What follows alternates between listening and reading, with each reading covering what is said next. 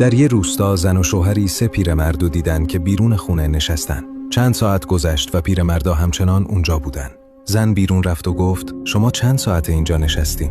حتما گرسنه‌این. غذا آماده است. بیاین داخل و با ما غذا بخورید. یکی از پیرمردا گفت ما هیچ وقت همزمان وارد یه خونه نمیشیم.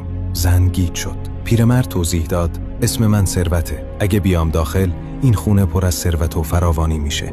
این که کنار من نشسته اسمش موفقیته. اگه اون وارد خونه بشه هر کاریو که شروع کنید در اون موفق میشین. و اسم این یکی هم عشقه. اگه وارد خونه بشه این خونه همیشه پر از عشق خواهد بود. زن رفت داخل خونه تا با همسرش مشورت کنه و تصمیم بگیرن کدوم پیرمرد رو راه بدن. همسرش با شنیدن همچین چیزی خوشحال شد و گفت بیا ثروت رو دعوت کنیم.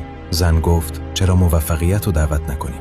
بعد از چند دقیقه زن برگشت و به پیرمردا گفت ما عشق رو انتخاب کردیم. لطفاً بیا داخل و ناهار و مهمون ما باش. عشق بلند شد و به سمت خونه راه افتاد. یهو اون 2 پیرمرد دیگه هم بلند شدن و پشت سرش راه افتادن. زن پرسید شما که گفتین نمیتونید همزمان وارد خونه بشید، پس چی شد؟ یکی از اونها جواب داد اگه ثروت یا موفقیت رو دعوت میکردین اون 2 تای دیگه بیرون میموندن. اما چون عشق رو دعوت کردید هر جا اون بره ما هم همراهش میریم. چون هر جا عشق باشه ثروت و موفقیت هم حضور دارن. در صفحه ما محتوایی هست که کمکت میکنه هر روز 1% بهتر بشی. بهمون ملحق شو.